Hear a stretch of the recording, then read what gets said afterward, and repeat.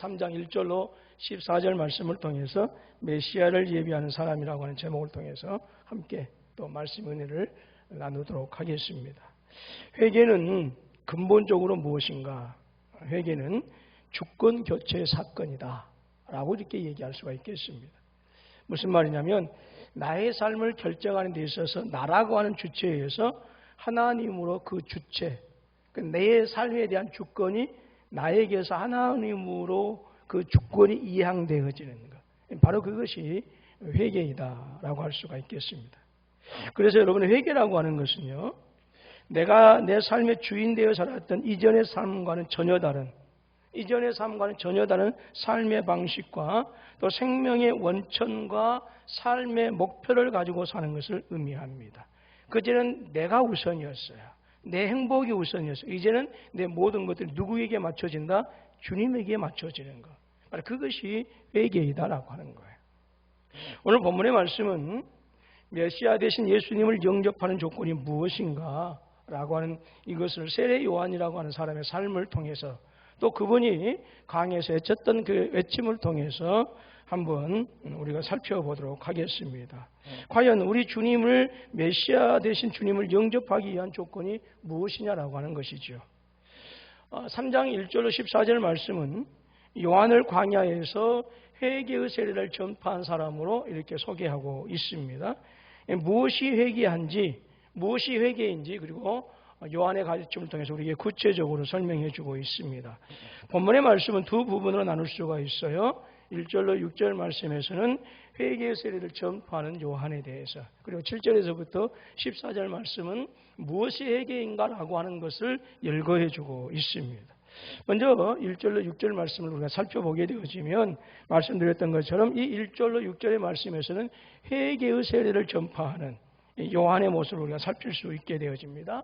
자, 1절에서 6절 말씀은 요한의 아버지 사가랴가 아들 요한에 대해서 1장 76절에서 예언을 하지요.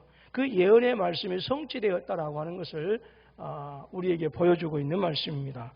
1장 76절 말씀 보니까 이 아이여 내가 지극히 높으신 이의 선지자라 일컬음을 받고 주 앞에 앞서가서 그 길을 준비하여 라고 했는데 1절로 6절 말씀은 이 76절의 말씀이 성취되어진 것을 우리에게 가르쳐주고 있습니다.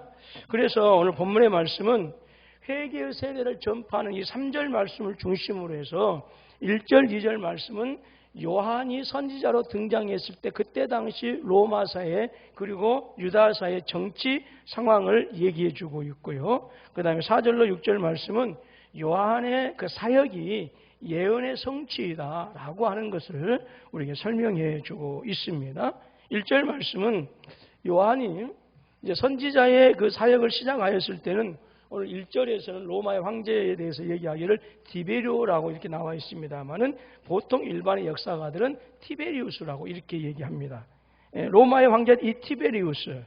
그 다음에 당시에 유대의 통치자 총독이 누구였느냐? 빌라도라고 하는 사람이었고요. 그 다음에 팔레스타인에는 세 분봉왕이 있었습니다. 이 분봉왕이라고 하는 것은 헤롯 대왕이 죽은 다음에 헤롯의 세 아들들이 그 헤롯 대왕이 다스렸던 그 팔레스타인 지역을 세 지역으로 나누어서 다스려서 분봉왕이라고 했는데 바로 이 로마가 팔레스타인의 지배자였기 때문에 그 헤롯 대왕의 뒤를 이어서 세 아들에게 그 지역을 나눠서 주었기 때문에 세 분봉왕이라고 이렇게 얘기합니다. 그래서 팔레스타인은 이 헤롯 대왕의 세 아들들이 지역을 다스리고 있었고요. 그 다음에 예루살렘의 성전의 대제사장들이 당시 유대 사이의 종교, 정치 모든 것들의 패권을 쥐고 있었다라고 하는 사실을 1절로 2절 말씀에서 증거해 주고 있습니다. 이 사람들은 가장 화려한 공간에서 권세를 행사하고 있었어요. 그럴 때에 하나님의 말씀은 그 화려한 곳하고는 아주 멀리 떨어진 이 광야라고 하는 곳에서 지내고 있는 요한에게 하나님께서 당신의 말씀을 주십니다. 이렇게 여러분 선지자의 활동을 당시의 정치 상황과 연결해서 설명하고 있는데 이러한 설명의 방식은 마치 구약 성경에서 선지자들을 사용했을 때 즐겨 사용하는 그런 설명 방식입니다. 그런데 이런 이와 같은 기록 방식에는요, 던져주고자 하는, 전달해주고자 하는 메시지가 있어요. 어떤 그냥 구약의 선지자들이 그렇게 기록했기 때문에 사도 요한도 선지자이니까 그렇게 기록한다라고 하는 것이 아니라 구약의 선지자들의 즐겨 쓰던 그 방식으로 기록한 것은 구약의 선지자들이 힘과 부가 지배하는 이 세상에서 하나님의 나라를 설교하고 증거하다가 그 많은 핍박과 어려움을 당했는데 바로 이 선지자의 소명과 권능을 받은 이 요한도 구약의 선지자들과 같은 운명에 처할 것이다 라고 하는 것을 이 구약을 기록하는 그 방식을 사도 요한에게 접목을 시키면서 직접적으로는 하나님의 복음을 전하다가 구약의 선지자들이 힘들고 어렵고 순교당한 그런 고통을 당했는데 너도 그럴 것이다 라고 이렇게 직접적으로 얘기하는 게 아니라 이 설명 방식을 요한에게 접목시키면서 이 요한도 그러한 구약의 선지자들처럼 구약의 선지자들이 하나님의 나라를 전하다가 핍박을 받은 것처럼 고난을 당하는 것처럼 순교를 당한 것처럼 이 요한도 그러하게 될 것이다 라고 하는 것을 설명해 주고자 하는 메시지가 있다라고 하는 것이지요. 여러분, 하나님의 말씀은 언제나 시대를 향한 하나님의 목적과 계획을 드러내고 있습니다. 그렇다고 한다면 세상의 지식인들이나 권세를 가지고 있는 사람들에게나 사회 문화를 주도하는 힘 있는 사람들에게 하나님의 말씀이 임해야 되는 거예요. 왜냐? 그렇게 해야 세상 사람들이 더 주목하고 귀를 기울이기 때문에 그래요. 그런데 이 시대를 향한 하나님의 목적과 계획을 드러내는 이 하나님의 말씀은 안나스와 가야바가 종교 권력을 행사하는 성전이 아니라 그 종교 권력으로부터 너무나도 멀리 떨어진 광야에 있는 가난하고 경건한 요한에게 하나님의 말씀이 임했다라고 하는 거예요. 여러분, 시대를 향한 하나님의 말씀은 거대한 맘무스와 같은 그 메머드급의 대형교회나 그 사역자들에게만 주어지는 것이 아닙니다. 비록 허름한 청막과도 같고 비록 몇 명 되지 않는 개척교회에서 하루하루를 씨름하면서 목회하는 그 목회의 현장이라 할지라도 광야에서 하나님을 대면하면서 고독하게 살았던 그 요한처럼 하나님에게서 받은 소명에 사로잡혀서 광야 같은 현실을 살아가는 그런 종들에게 하나님께서는 시대를 깨우는 말씀을 주시는 것이고 성도들을 회복시키는 하나님의 말씀이 주어진다 하는 거예요. 그러므로 교회와 성도들은 작은 교회의 작은 목회라고 하는 인간적인 잣대로 재서는 안 된다라고 하는 것이죠. 오히려 무엇이 시대를 향하신 하나님의 진실한 말씀인지를 분명하게 들어야 되고 그 말씀을 들었을 때 분별하는 지혜가 있어야 하고요. 우리는 그러한 소리에 귀를 귀담아 들어야 합니다. 세례 요한 당시 정치적으로는 티베리우스가 황제로 있었습니다. 헤롯은 갈릴리의 분봉왕으로 다스리고 있었습니다. 또 종교적으로는 안나스와 이 가야바라고 하는 사람이 예루살렘 성전의 대제사장으로 있었습니다. 그들이 세상을 호령했었습니다. 당시에는 그들의 말이 상식이었고 법이었어요. 당시에는 이 안나스라고 하는 사람들, 빌라도라고 하는 사람들, 티베리우스라고 하는 이 사람들이 마치 세상과 역사를 창조하는 자들처럼 그렇게 보였습니다. 하지만 하나님께서는 당신의 말씀을 성전도 아니고 궁전도 아닌 권력의 자리도 아니고 명예의 자리, 인기의 자리에 있는 그들에게 주어진 것이 아니라 인기의 자리, 명예의 자리, 권력의 자리로부터 너무나도 멀리 떨어진 아주 멀고 먼 그 변방의 광야에 살고 있는 요한에게 하나님께서 당신의 말씀을 맡기셨다라고 하는 거예요. 여러분, 전능하신 하나님은 또 사랑의 하나님은 세상의 권력자들과 또 힘 있는 자들, 돈 많고 지식이 있는 그 충만한 사람들이 그들에게 임한 것이 아니라 겸손하게 주님의 말씀에 복종하는 자들을 통해서 역사해 가시는 것입니다. 왜 그런가? 겸손과 순종이 있는 것이 바로 하나님 나라의 중심이기 때문에 그렇습니다. 여러분, 하나님의 말씀이 저와 여러분의 삶에서 생명력 있는 말씀으로 역사하기를 정말로 원하신다고 한다면 여러분, 하나님 앞에 겸손과 순종으로 나아가실 수 있기를 주님의 이름으로 축원합니다. 그러한 삶이 메시아를 기다리는 사람들의 신앙이다라고 하는 거예요. 또한 요한은 광야에서 하나님의 말씀을 받았지만 로마 제국과 팔레스타인이라고 하는 사회 속으로 들어가서 하나님의 뜻을 전하게 되어집니다. 구체적으로 헤롯 안티파스의 죄를 지적했고요. 결국 참수형을 당하게 되어집니다. 여러분, 교회와 성도는 이 선지자적인 소명을 가진 존재들입니다. 그렇기 때문에 교회와 성도의 소명은 교회 안에서만 또는 개인적인 차원에서만 머물러서는 안 된다라고 하는 거예요. 오히려 공적인 영역, 즉 세상 안으로 들어가서 하나님의 뜻을 선포하는 그러한 삶을 살아야 되는 거예요. 그게 교회가, 성도들이 회복해야 될 선지적인 소명입니다. 오늘 3절 말씀을 보시면 요한은 요단강에서 죄 사함을 위한 회개의 세례를 전파했다라고 이렇게 말씀하고 있습니다. 요한은 오늘 사람들이 회복할 수 있는, 다시 일어설 수 있는, 나음받을 수 있는 그 유일한 방법이 하나님께로 돌아오는 것이다 라고 하는 것을 외치는 거예요. 여기서 죄사함이라고 하는 것은 해방과 자유를 의미하고요, 세례는 해방을 상징하는 것입니다. 과거 이스라엘 백성들이 애굽에서 탈출하였을 때에 홍해를 건넜고 또 요단을 건너서 가나안 땅에 들어가서 해방을 맛보았습니다. 그러므로 여러분, 물에 들어가는 이 세례는 새로운 나라에 들어가는 것을 예고하는 상징적인 행위입니다. 너무너무 중요한 것이죠. 이 세례라고 하는 것이. 내가 하나님의 백성이 된다라고 하는, 내가 이 세상의 나라에 속해 있다가 이제는 하나님 나라의 백성이 되었다라고 하는 것을 상징해 주는 것이 무엇이냐? 세례라고 하는 거예요. 4절 6절 말씀을 우리 또 한번 읽어보도록 하겠습니다. 같이 읽습니다. 시작. 이사야 책에 쓴 바 광야에서 외치는 자의 소리가 있어 이르되 너희는 주의 길을 준비하라. 그의 오실 길을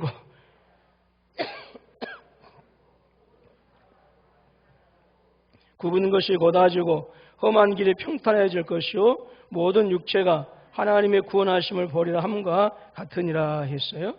자, 이 말씀을 이사야서 40장 3절로 5절 말씀을 그대로 인용한 말씀인데요. 즉 요한은 이사야 선지자가 예언한 것처럼 광야에서 거하는 사람이었고, 그리고 요한은 광야에서 외치는 그러한 소리였어요.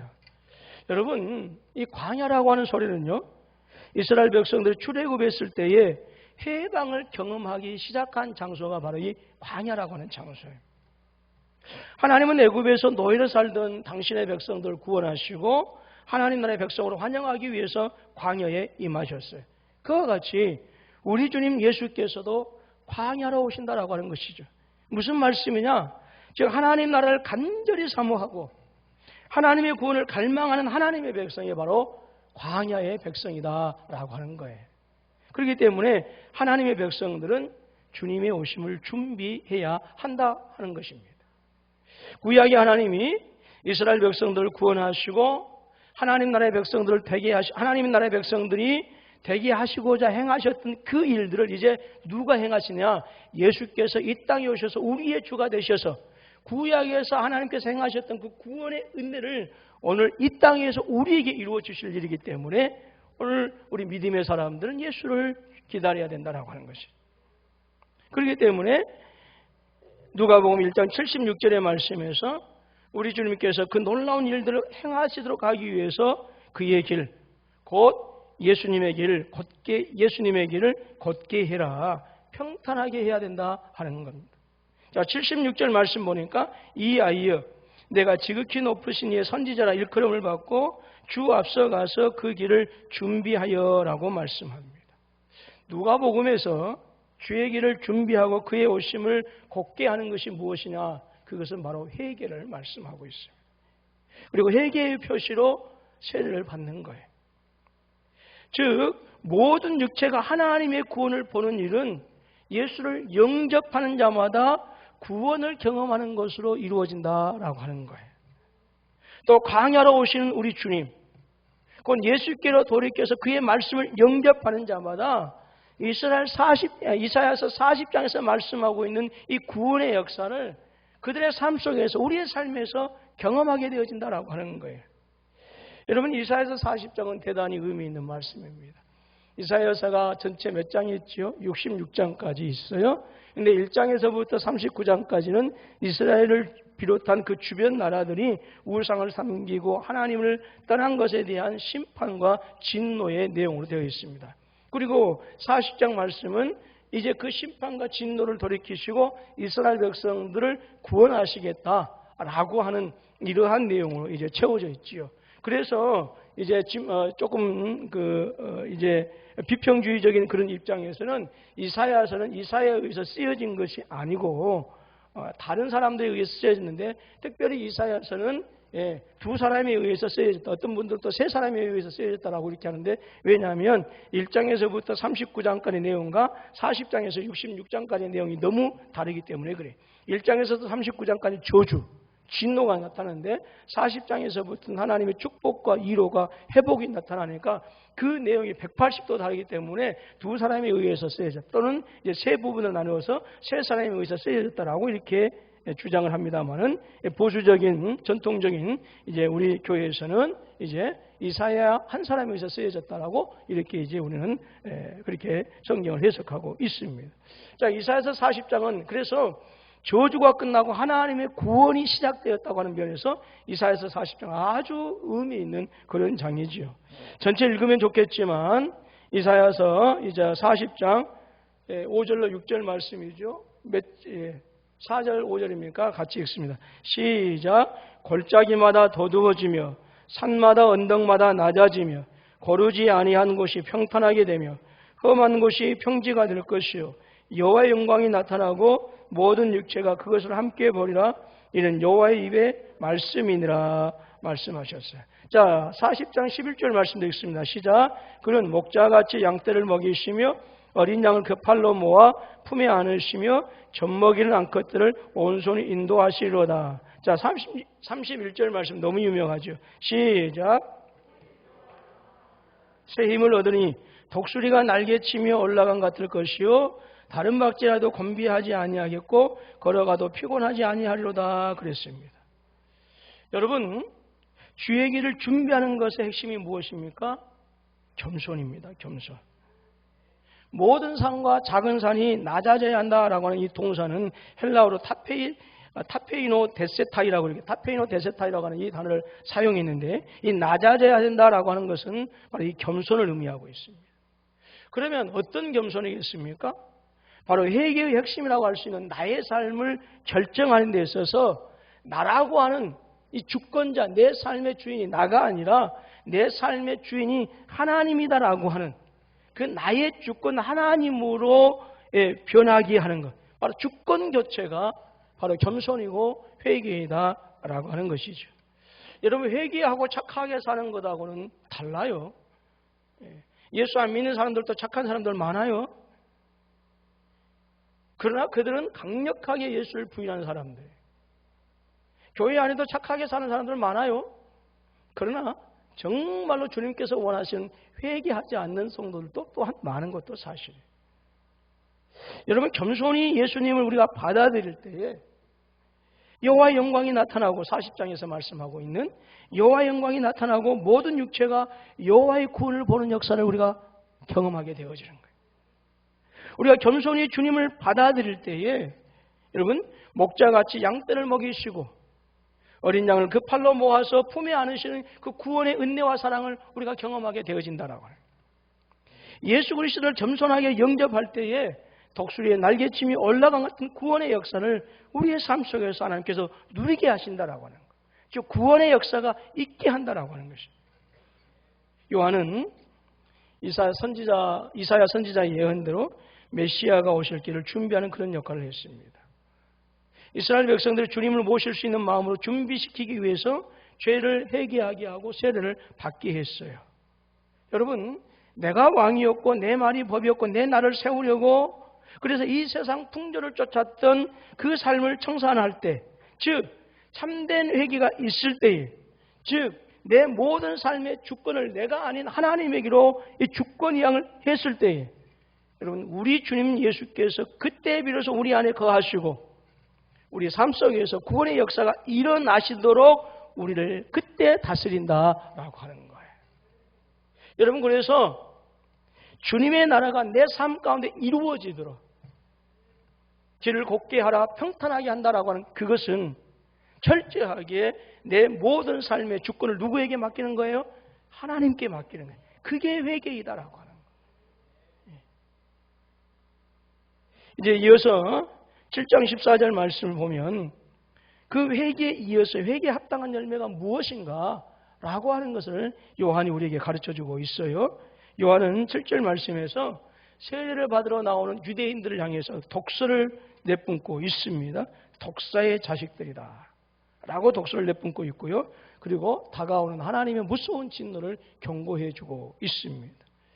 여러분, 독사의 자식들이라고 하는 이 독설은, 이 욕은 원래 유대인들이 이방인들을 향해서 뿜었던 그런 독설이었어요. 욕이었어요. 근데 요한은 이 독사의 자식들이라고 하는 이 표현을, 이 독설을 누구에게 하고 있느냐? 우리는 아브라함의 자손이다, 우리는 선민이다라고 신앙의 자긍심을 가졌던 그들에 대해서 퍼붓고 있어. 오늘 이 시대 요한이 이 시대에 태어났다고 한다면 세상 사람들을 향해서 독사의 자식들이라고 하는 게 아니라고 교회 다니는 성도들을 향해서 한다, 그 말이.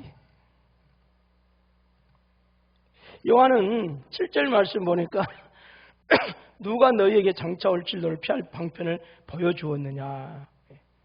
거짓된 약속을 그들이 받았는 그 약속을 지금 떠올리게 하고 있어요. 지금까지 유다의 많은 율법사들과 거짓 선생들은요, 유대인들은 하나님께서 선택한 선민이다. 그리고 우리의 조상은 아브라함이다. 그렇기 때문에 우리는 결코 멸망당할 수 없고, 그래서 우리는 영원까지 안전하다라고 그렇게 이스라엘 백성들을 현혹시켰어요. 많은 사람들이 그 잘못된 가르침에 속아 넘어갔어요. 그런데 세례 요한은 그렇게 지금 믿고 있는 유대인들을 향해서 무섭게 말씀하는 거예요. 지금 회개하지 않으면 임박한 하나님의 심판을 결코 피할 수 없다라고 그렇게 경고하고 있어요. 여러분, 진정성 없는 회개는, 즉 내 삶을 나라고 하는 주권자에게서 하나님에게로 이양하는 그것이 없는 회개는 여러분 하나님의 진노로부터 결코 안전을 보장받을 수 없다라고 하는 거예요. 무슨 말이냐? 하나님 나라의 백성이 될 수 없다라고 하는 거예요. 교회 다니는 것이 우리 구원의 보증수표가 아니다라고 하는 거예요. 목사요, 신학자요, 장로요, 권사요, 30년, 40년 신앙생활하는 우리 신앙의 경력이 구원의 보증수표가 아니다라고 하는 거예요.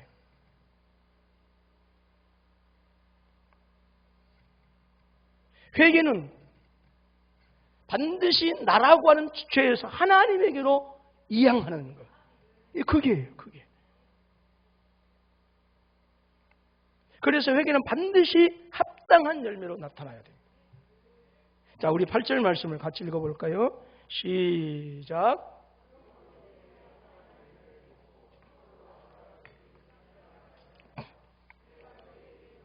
하나님이 능히 돌들로도 아브라함의 자손이 되게 하시리라 했습니다. 여러분, 회개의 열매가 없이는 내가 하나님께 선택받았다라고 하는 이 선민이라고 하는 이 자긍심도 구원을 보장하지 못합니다. 회개를 입증하는 구체적인 열매가 없이는 아브라함이 나의 조상이라고 하더라도 결코 하나님의 구원을 보장받을 수 없다라고 하는, 심판을 면할 수 없다라고 하는 거예요. 누가복음에서 아브라함은 구원받은 새로운 백성의 아버지를 얘기합니다. 특히 누가복음 13장 16절, 16장 24절, 19장 9절 말씀을 보게 되어지면 아브라함의 가족에 포함된 사람들은 어떤 사람들은 이 세상에서 상처받고 소외된 사람들인 것을 증거해주고 있어요. 13장 16절, 16장 24절, 19장 9절 말씀인데요. 근데 하나님께서는 아브라함은 창세기 18장 14절 말씀에서 너가 열국의 아버지가 될 것이다 라고 그렇게 말씀하셨습니다.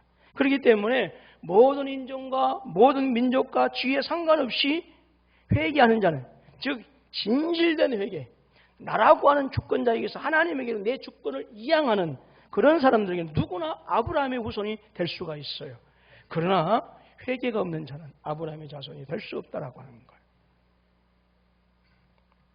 그리고 계속해서 요한은 도끼 은유를 사용해서 심판이 임박했음을 우리에게 경고해주고 있습니다. 9절 말씀 보니까 이미 도끼가 나무 뿔에 놓였으니 좋은 열매 맺지 아니하는 나무마다 찍혀 불에 던져지리라 했습니다.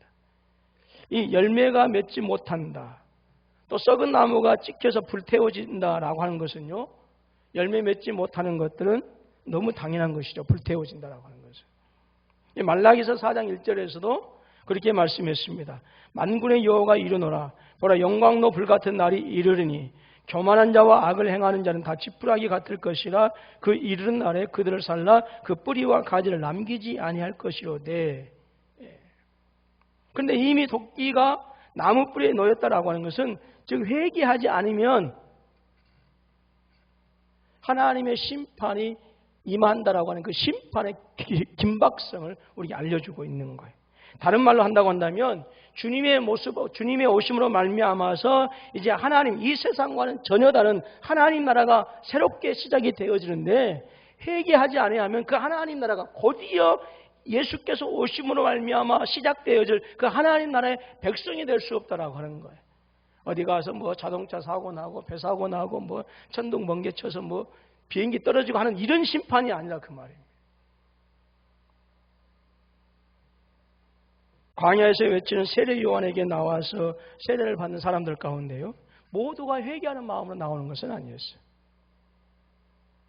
이런 사람들이 있었는데요, 종교적인 통과 의례를 통해서, 그 다음에 종교적인 자격증 정도로 이용하기 위해서 내가 광야에 가서 그 사람에게 한번 설교 들었다라고 하는 것을 내세우기 위해서 오는 사람들도 있었다라고 하는 거예요. 진실로 회개하기 위해서 온 게 아니라. 교회 다니는 분들도 그런 분들 많이 계세요. 내 삶의 주권을 예수께서 하나님에게로 이양하는 그 삶을 위해서 그렇게 살아가는 게 아니라, 예수라고 하는 전능하신 존재를 통해서 내가 좀 더 행복하고 건강하고 성공하기 위해서 예수가 필요한 사람들, 이런 사람들도 있어요. 여러분, 이러한 것은 결코 메시아를 영접할 수 없는 마음이고요, 메시아가 가지고 올 심판을 결코 피할 수 없습니다. 그것은 메시아를 거부하는 행위이기 때문에 그렇습니다. 여러분, 내 삶의 주권을 나에게서 주님에게로 교체하지 않는 이들에게 결단코 회개의 열매가 있을 수가 없습니다. 또한 열매 없는 사람은 문인은 그리스도인처럼 보일 수 있겠지만 그의 속 사람은 결코 새로워지지 않는 사람이고요, 하나님의 다스림을 받는 주님의 그 주권을 인정하는 사람이 아니다라고요. 이 사람들은 주님을 메시아로 영접하는 것을 거부한 사람들. 또 이제 10절로 14절 말씀을 보면 이 말씀 누가복음에만 있는 내용이죠. 요한은 이 10절로 14절 말씀에서 회개에 합당한 열매가 무엇인지를 구체적인 예를 들어서 우리에게 말씀해 주고 있어요. 광야에 나온 사람들은 이 회개에 합당한 열매를 맺으라고 하는 이 요한의 이 가르침의 외침에 대해서, 그러면 우리가 무엇을 어떻게 해야 됩니까? 라고 이렇게 묻습니다. 그때 10절로 11절에서 그렇게 말씀합니다. 우리 10절로 11절 말씀 시작.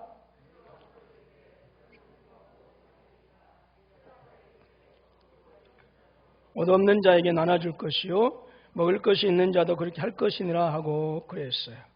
여러분, 옷과 음식을 다른 사람과 나누라 그 말이에요. 여러분, 옷과 음식은 생필품입니다. 이 옷과 음식은 함께 나누어야 된다라고 하는 거예요. 이 옷을 가리키는 단어를 여기서는 키톤이라고 이렇게 사용했는데, 이게 무슨 말이냐면 피부에 직접 닿는 속옷을 얘기합니다.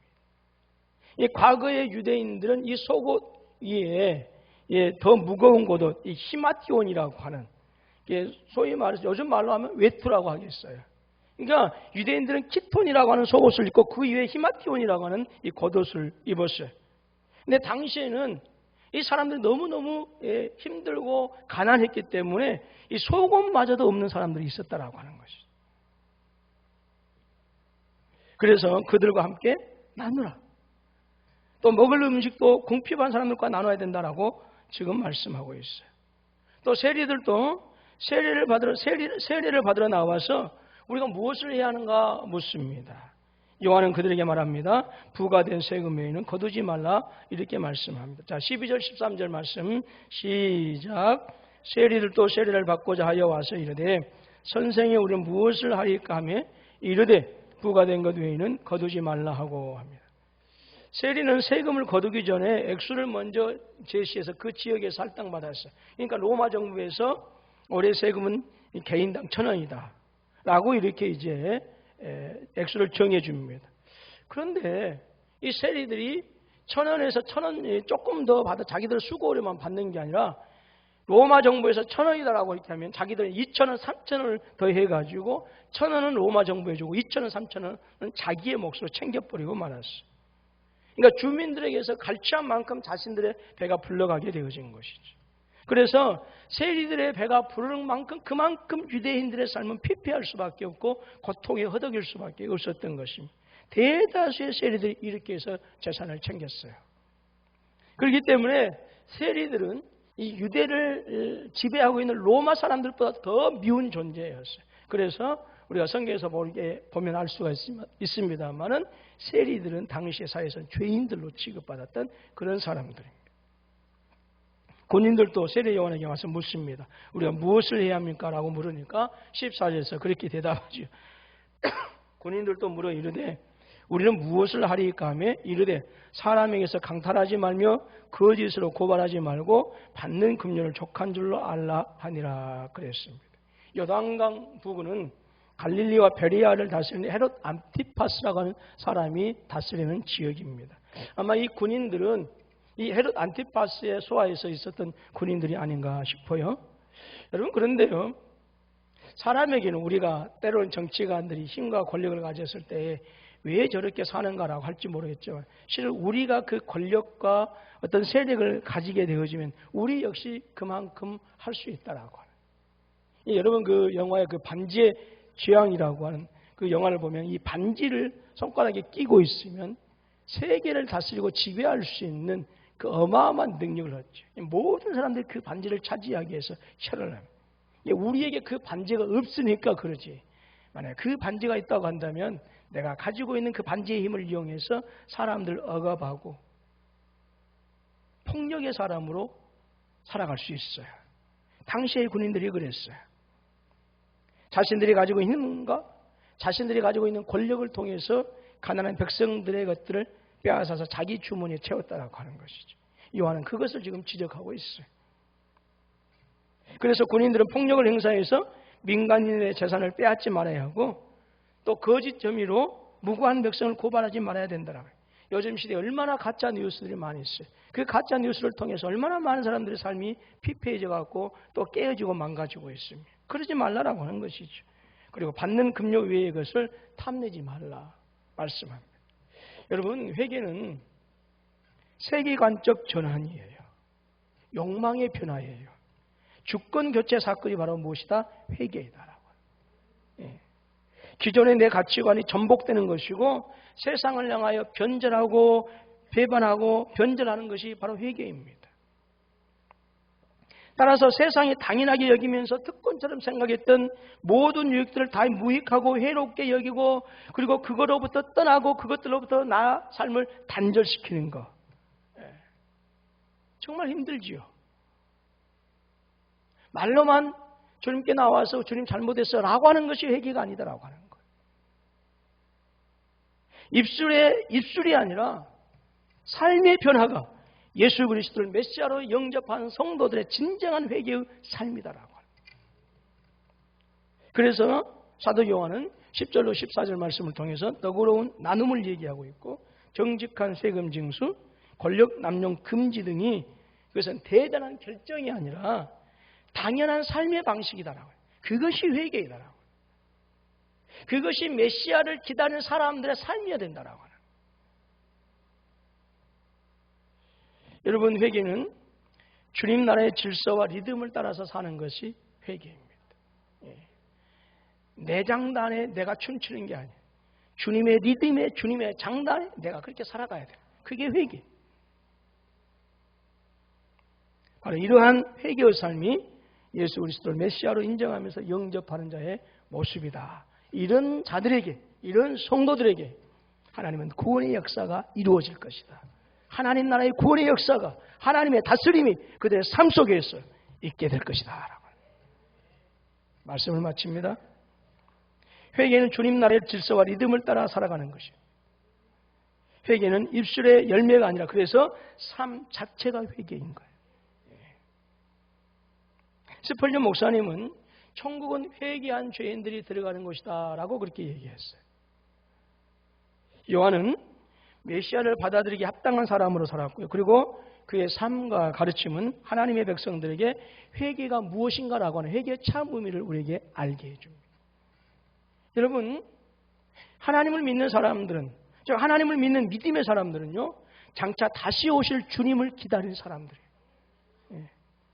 사람들은 지금 이 코로나19 때문에 힘들어서 이 코로나19가 속히 마무리되기를 간절히 기다립니다.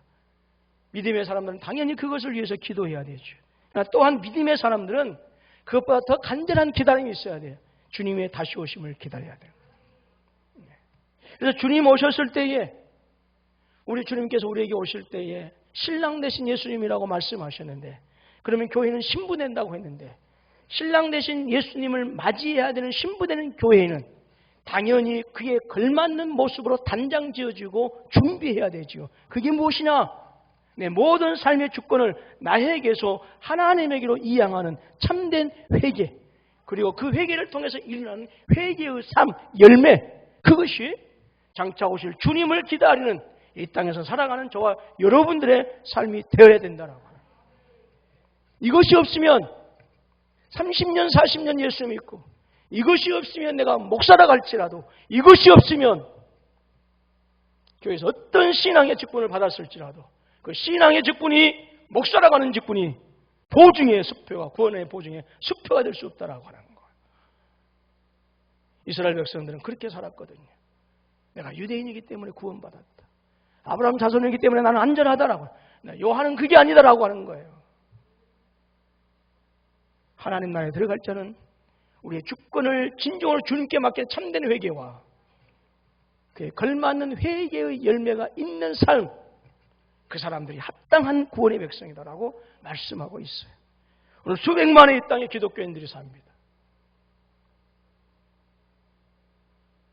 오늘 우리 중에 어느 정도가 내 모든 삶의 주권이 내가 아니라 하나님에게 있음을 고백하고 그 주님께서 원하시는 회개의 합당한 열매를 맺으면서 살아가고 있느냐라고 하는 것은 내가 알고 하나님만이 아시는.